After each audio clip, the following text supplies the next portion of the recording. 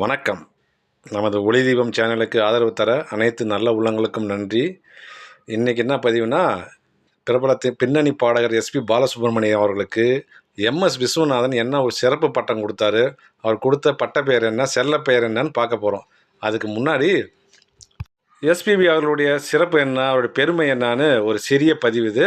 அதை ஸ்கிப் பண்ணாமல் பார்த்தீங்கன்னா சில சுவாரஸ்யமான தகவல்கள் கிடைக்கும். என்னென்னா, முதல்ல 42,000 பாடல்களுக்கு மேலே பாடி கின்னஸ் சாதனை பண்ண ஒரே பாடகர்னா நம்ம எஸ்பிபி தான். எப்படி தான் அவ்வளோ 50 வருடங்களும் இதை சாதனை பண்ணிக்கிறார், தொடர்ந்து பண்ண தான் முடியாது. ரெண்டாவது, பம்பாயில் 19 பாடல்கள் ஒரே நாளில் பாடியிருக்கிறார். அவர் பாடினதும் ரெக்கார்டு, பாடின கவுண்ட்டும் ரெக்கார்டு. இது வரைக்கும் யாரும் நெருங்க முடியாத ஒரு சாதனை. கன்னடாவில் 17 பாட்டு பாடியிருக்கார், அதுவும் அவரே தான். மூணாவது என்னென்னா, பாடகர்களில் ஆல் இண்டியா சூப்பர் ஸ்டார் அப்படின்னு பார்த்தீங்கன்னா அது எஸ்பிபி தான் சொல்லணும். ஏன்னா தென்னிந்தியாவில் அவர் ஏற்கனவே ஃபேமஸ். கன்னடா, தெலுங்கு, மலையாளம் பாடி ரொம்ப ஃபேமஸாக இருந்தவர்.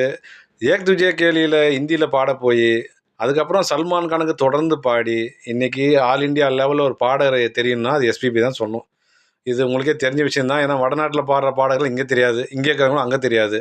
ஆனால் எந்த ஸ்டேட்டில் போய் கேட்டாலும் எஸ்பிபினா தெரியும். அந்த பெருமை இவர் ஒருத்தருக்கு தான் உண்டு. இவர் சென்னைக்கு வந்தது ஒரு இன்ஜினியராக மாற்றணும் தான் அவங்க அப்பா அனுப்பிச்சி விட்டார். என்ஜினியர் பாலசுப்ரமணியம் வர வேண்டியவர் தன் சொந்த ஆர்வத்தால் பாடகர் பாலசுப்ரமணியம் ஆகிட்டார். அதாவது அவர் இயற்கை திறமையால் பல மியூசிக் டைரக்டருங்களை தேடி கண்டுபிடிச்சி வாய்ப்பு கேட்டார். தெலுங்கு அதிகமாக பேசுவார், தமிழ் சரியாக வராதனால தட்டி கழிக்கப்பட்டு கொஞ்சம் கொஞ்சமாக தமிழ் கற்றுக்கிட்டு வெளியே வந்தார். முதல்ல தெலுங்கு ஃபீல்டில் தான் கொஞ்சம் கொஞ்சமாக பாடினார். அதுக்கப்புறமா எம்எஸ் விஸ்வநாதன் வாய்ப்பு கொடுக்கறதுனால தமிழில் பிரபலம் ஆகிட்டார். என்ன முதல் பாட்டு எம்ஜிஆருடைய 1000 நிலவேவா தான். ஆனால் இயற்கை எனும் இதயக்கண்ணி தான் முதல்ல வந்தது. அப்புறம் ஒரு பல வருடங்கள் எம்எஸ்வி தொடர்ந்து வாய்ப்பு கொடுத்தார். எம்எஸ்வி கிட்ட பாடும்போது அவர் விதமான ஒரு ஜேனரில் ஒரு விதமான பரிமாணம் வெளிப்பட்டது. அவருடைய பாடல்கள் வேறு, இவருடைய பரிமாணம் வேறு. இதை நீங்கள் தெரிஞ்சுக்கணுன்னா, திரிசூலத்தில் பார்த்தீங்கன்னா பெரிய சிவாஜிக்கு டிஎம்எஸ், நடு சிவாஜிக்கு ஜஸ்தாஸ், மூணாவது சிவாஜிக்கு எஸ்பிபி கொடுத்துருப்பாங்க. ஒரிஜினல் எஸ்பிபி எப்போ வெளியே வந்தார்னா இளையராஜா, எஸ்பிபி, ஜானகி கூட்டணி வந்ததான். அப்போ தான் அந்த மாயாஜானம் வெளிப்பட்டது. எத்தனை விதமான ஜானர், காதலா, காதல் ஃபீலிங்கா, காதல் தோல்வியா, ஒரு ரொமான்ஸா, ஒரு கோபமா, எத்தனை விதமானாலும் சரி அப்படி ஒரு மெஸ்மரிசம், அப்படி ஒரு தெய்வீக ஆற்றல், தெய்வீக குரலுங்க. இவர் குரலை கேட்டு ரசிச்சுங்க வெளியே வந்ததே கிடையாது. தேன் உண்ட வண்டு மாதிரி. இத்தனைக்கும் இவர் முறையாக கன்னட சங்கீதம் பயின்றவர் கிடையாது. கேள்வி ஞானத்தில் தான் பாடுறாரு. ஆனால் ஞானம் அதிகம், அது உண்மை. கடவுள்கிட்ட இப்போ சில பேர் சொல்லுவாங்க, சிவபெருமானுக்கு தேன் அபிஷேகம் பண்ணால் அடுத்த பிறவியில் இப்படி ஒரு வாய்ப்பு பெரிய குரல் வளம் கிடைக்குன்னுவாங்க. இவர் லிட்டர் கணக்கில் இல்லை, அண்டா கணக்கில் இல்லை, லோடு கணக்கில் அபிஷேகம் பண்ணிட்டாரான்னு தெரியல. அப்படி ஒரு சாரீரம், யாருக்கும் அமையாத ஒரு கோல்டன் வாய்ஸ். எல்லா ஹீரோக்களுக்கும் ரொம்ப விருப்பப்பட்டது இவர் தான். ஆரம்பத்தில் கமலஹாசனுக்கு எஸ்பிபி, ரஜினிகாந்துக்கு மலேசியா வாசுதேவன் பாடினார். பிற்காலத்தில் எல்லாம் இவரே பாட ஆரம்பிச்சிட்டார். ஏன்னா இவர் வாய்ஸை யாரும் இழக்க விரும்ப மாட்டாங்க. எல்லாருக்குமே எஸ்பிபி தனக்காக பாடணும்னு ஆசைப்படுவாங்க. நடிகருக்கு மட்டும் இல்லை, தனிப்பட்ட மனுஷனுக்கும் இந்த குரலுக்கு நாம் நடிக்கணும்னு ஆசை வரும். அப்படி ஒரு பாடகர் இவர். இவர் சொன்னது என்னென்னா, இளையராஜாக்காக தான் நான் பிறந்தேன், எனக்காக தான் அவன் பிறந்தான்னு அவரே சொன்னார். உண்மைதான் அதுங்க. அப்படி ஒரு பொருத்தம். இன்னொன்று ஒவ்வொரு மியூசிக் டேரக்டர் தகுந்த மாதிரி அவர் குரல் மாற்றி, ஒரு குரலில் அவர் ஒரு வேரியேஷன் தெரியும்.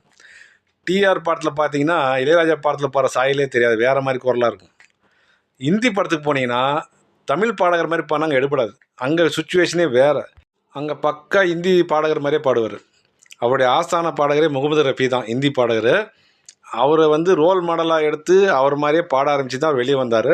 அவருடைய பிடித்த பாடகர், அவருடைய ஆஸ்தானம் மானசீக குருன்னா முகமது ரஃபி தான். அவருடைய பாடல்களில் மேடையில் பாடும்போது இவர் போடுற தொல்லாட்டத்தை நீங்கள் பார்க்கணும். அப்படி ஒரு உணர்ச்சி வசப்பட்டு பாடுவார். இவரால் மை நேம் இஸ் பெல்லா அப்படியும் பாட முடியும், பனிவிலும் மலர்வனும் அதுவும் பாட முடியும், எல்லா ஜானர்லையும் பாட முடியும். இந்த பாடகர் இந்த மாதிரி டியூனுக்கு தான் லாக்கின்னு ஒத்துக்கவே முடியாது. அந்த மாதிரி ஒரு சிறப்பு அம்சம் வருது. 50 வருஷமாக பாடினாருங்க. அவருக்கும் அழுகலை, கேட்குறவங்களும் அழுகலை. ஸ்கூட்டரில் போய் பாடினார், காரில் போய் பாடினார், ரயிலில் பாடினார், ஃப்ளைட்டு பிடிச்சி போய் பாடினார். கடைசி வரைக்கும் அவருடைய ப்ரோக்ராம் லிஸ்ட்டு பிஸியாகவே இருந்தது. அந்த அதிர்ஷ்டம் எந்த பாடகருக்கும் கிடைக்காது. ஏன்னா பாடகர்களும் குறிப்பிட்ட வயசு ஆச்சுன்னா குரல் உடஞ்சிரும், அதுக்கப்புறம் பாட கூப்பிட மாட்டாங்க. கடைசி வரைக்கும் ஆயுர்வேதத்துக்கிட்டையும் பாடினார். உள்ளாலா உள்ளாலானும் பாட முடிஞ்சுது. இன்றைக்கி இசையமைப்பாளருக்கு தகுந்த மாதிரி அவரால் பாட முடிஞ்சுது. அது அவருடைய டேலண்ட். அது மட்டும் இல்லை, இவர் நடிகர் 60 மேற்பட்ட படங்கள் நடிச்சிருக்காரு. அதில் பல படம் ஹீரோவும் நடிச்சிருக்கிறார். 50, 60 படத்துக்கு மேலே மியூசிக் டைரக்டராகவும் இருந்துக்கிறாரு. தெலுங்கு படங்கள்ல கமலஹாசன் டப்பிங் ஆர்டிஸ்ட்டாக இருந்துக்கிறார். 120 படங்களுக்கு மேலே டப்பிங் பண்ணிக்கிறாங்க. டப்பிங் ஆர்டிஸ்ட்டாகவும் இருந்துக்கிறாரு. மொத்தத்தில் மனுஷன் ஹார்ட் ஒர்க்கு உழைச்சினே இருந்துக்கிறாருங்க. இந்த பாடகருங்கெல்லாம் எனக்கு ரொம்ப கட்டுப்பாடு இருக்கும். சாப்பாடு விஷயத்தில், வாழ்க்கை லைஃப் ஸ்டைலில் ரொம்ப உஷாராக இருப்பாங்க. ஆனால் எதுவுமே இல்லாத ஒரு ஒரே பாடகர்னா இவர் தான்.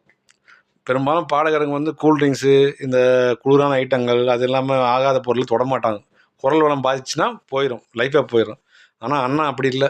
ஐஸ்கிரீம் தான் விரும்பி சாப்பிடுவார். ரெக்கார்டிங் முடிகிறதுக்கு முன்னாடியே ஃபோனை போட்டு சொல்லிட்டு வரோம், டபுள் ஸ்ட்ராங் கூலிங் பீர் ஒரு ஃப்ரிட்ஜில் வச்சிடறாப்பான்னு. அந்த மாதிரி எதெல்லாம் செய்யக்கூடாதோ செஞ்சார். ஆனால் அவர் குரல் வளம் பாதிக்கப்படவே இல்லை. ஒரு முறை ஆச்சுங்க, அது வந்து மேல் ஸ்தாயில் சில பிரச்சனை வரும்போது அமெரிக்காவுக்கு போய் 5 மாதம் ட்ரீட்மெண்ட் எடுத்து வந்தார். திருப்பி வந்து கிழக்கு வாசல் தான் பாடினார். இந்த பாடி பறந்த கிளியெல்லாம் அப்போ பாடினது தான். இவருடைய குரலுக்கு ஆப்டான ஒரு நடிகர் யாருன்னு அவர் கேட்டதுக்கு கமலஹாசனை சொன்னாருங்க. அதே மாதிரி பிரபு சொன்னார், இளைய திலகம் பிரபு. அவர் வந்து அந்த சங்கதிக்கு தகுந்த மாதிரி முகபாவனை, கை கால்லாம் அசைவெல்லாம் கரெக்டாக இருக்கும் அப்படின்னாரு. ஆனால் மக்கள் நினைக்கிறது என்னென்னா, இவருக்குன்னு குரலுக்குன்னே ஒரு அபிநய சுந்தரன் பிறந்தாருன்னா அது மைக் மோகனை தான் சொல்லுவாங்க. வெளிநாடுகளெல்லாம் கூட்டு போய் இவரை பற்றி தெரியாதவங்களுக்கு இவர் எஸ்பிபியா இவர் எஸ்பிபியா மோகனையும் எஸ்பிபி நிற்க வச்சு கேட்டிங்கன்னா மோகன் தான் டிக் அடிப்பாங்க, எஸ்பிபி ஓரம் தள்ளிடுவாங்க. ஏன்னா அப்படி ஒரு அபிநய சுந்தரம், அப்படி ஒரு எக்ஸ்பிரஷன் மோகன்ட்டு இருந்தது. எஸ்பிபி அவர்களே போய் மோகன் ஹிட்ஸ்னெல்லாம் ப்ரோக்ராம் நடத்த வேண்டியது, அப்படி ஒரு அமைப்பு இது. எஸ்பிபி அவர்களை வந்து ஒரு மேக்கப் மேன் சொல்லுவாங்க. எப்படின்னா, ஒரு கம்போசர் டியூனை கொடுத்தா அது எப்படியெல்லாம் பாட முடியுமோ, எப்படியெல்லாம் மாற்ற முடியுமோ, முதல் பல்லவி சரணத்தில் ஒன்றும் செய்ய மாட்டார், 3வது சரணத்தில் வேலை காட்டிடுறாரு. என்னென்ன எக்ஸ்ட்ரா கொடுப்பார் தெரியுங்களா, புதுசு புதுசாக போடுவார், அவர் இஷ்டத்துக்கு மனோதர்மத்துக்கு பாடுவார். அதுக்கப்புறம் அந்த பாட்டை வேறு மாதிரி பண்ண நல்லாவே இருக்காது. அந்த விதத்தில் அந்த பாட்டு இங்கே வந்து வேறு லெவல்ன்றாங்க இல்லையா, அந்த மாதிரி வேறு லெவலில் கொண்டு போய் நிறுத்தக்கூடிய சக்தி எஸ்பிபிக்கு உண்டு. பாட்டிலே அழுவார், சிரிப்பார், விக்கல் எடுப்பார், எல்லாம் செய்வார். நடிகர்களுக்கு ரொம்ப ஈஸிங்க. இவரே பாட்டிலே பல ஃபீலிங் கொண்டாடுறதுனால அது நடிகர்களுக்கு அந்த ஃபீல் ஈஸியாக கொடுத்துட முடியும். டைரக்டருங்க இவர் கொடுக்குற ஒரு ஸ்பெஷல் எஃபெக்ட்டுக்கு சிரிக்கும் போது தனியாக ஷாட் வைக்க வேண்டியிடும். அந்த மாதிரி ஒரு பாடகர், ஒரே பாடகர் இவர் ஒருத்தர் தான். இவருடைய பெருமை என்ன, எவ்வளோ செல்வாக்கு இருந்த சமூகத்தில் தெரிஞ்சுக்கணுன்னா அவர் மரணம் தாங்க. அவர் சாவு போது கொரோனா காலத்தில் இறந்தார். அப்போ ரொம்ப நெருங்கிய சொந்தக்காரன் இறந்தாலும் யாரும் போக மாட்டாங்க. ஹாஸ்பிட்டல்லேருந்து நேராக வருவாங்க, கல்லறையில் போய் நிற்பாங்க, அடக்கம் பண்ணிடுவாங்க. சொந்தக்காரங்க கூட யாரும் போக மாட்டாங்க, போனால் உயிருக்கே ஆபத்து. அப்படி ஒரு கடுமையான காலம் உங்களுக்கு எல்லாம் தெரிஞ்சது தான். ஆனால் இவர் இறந்தப்போ வீட்டாண்ட ஆயிரக்கணக்கில் நிற்கிறாங்க பூங்கொத்தோட. கல்லறை இடுகாட்டில் லட்சக்கணக்கான பேர் கூப்பிட்டாங்க. போக்குவரத்தே இல்லாத காலத்தில் தென் தமிழகத்துலேருந்து அவ்வளோ பெரிய கூட்டம். உயிருக்கு பயப்படாமல், கொஞ்சம் கூட பயப்படாமல் அவர் இறுதி அஞ்சலி செலுத்தணும்னு சொல்லி அத்தனை பேர் வந்து நின்னது உலகமே அதிரி போச்சு. அவங்க தம்பியே சொன்னார், இந்த மனுஷனுக்கு என்ன ஒரு மனசில் மரியாதை கொடுத்துருந்தா உயிருக்கு பயப்படாமல் இத்தனை பேர் வருவாங்க. ஏன்னா யாருக்கும் கேரண்டி இல்லை, கூட்டத்தை கூட்டு போய்ட்டால் திருப்பி கேரண்டி கிடையாது. அவ்வளோ பெரிய புகழஞ்சலி செலுத்தினாங்க. அதுதான் உண்மை. சரி, தலைப்புக்கு வருவோம். எம்எஸ்வி அவர் கொடுத்த பட்ட பேர் என்னென்னா பிளாட்டின் பேப்பர். ஏன்னா எம்எஸ்வி கூப்பிட்டு இன்றைக்கி ஒன்று சொல்லுவார், ஒரு டியூனை சொல்லிட்டு போவார், நாளைக்கு ரெக்கார்டிங்னு. நாளைக்கு வந்தால் மாற்றி பாடுவார் எம்எஸ்வி. அவர் கற்பனை வரலாம் அப்படி. ஆனால் இவர் என்ன பண்ணுவாராம், டக்குன்னு பிடிச்சிட்டு வரோம், நேற்று இப்படி பாடினீங்களேன்னு வரோம், ரெக்கார்ட் பண்ண மாதிரி மைண்டில் பண்ணியிருப்பார். உடனே அவர் மாற்றி சரி அப்படியே பாடுன்னு வரோம். அதனால் எம்எஸ்வி ஒரு பேர் வந்து பிளாட்டின் பேப்பர்னு கொடுத்தாரு. ஒரு முறை சொன்னால் கற்பூரை புத்தி அப்படியே பிடிச்சிக்குவார். அதனால் அந்த பேர் அவருக்கு. அதனால தான் அவர் ஒரே நல்ல டியூன் ஞாபகம் வச்சு அத்தனை 19 பாட்டெல்லாம் பாட முடிஞ்சதுக்கு காரணம் அதுதான். சரி, இந்த பதிவு பிடிச்சிருந்தால் லைக் பண்ணுங்கள், ஷேர் பண்ணுங்கள், கமெண்ட் பண்ணுங்கள், முக்கியமாக சப்ஸ்கிரைப் பண்ணுங்கள். நன்றி, வணக்கம்.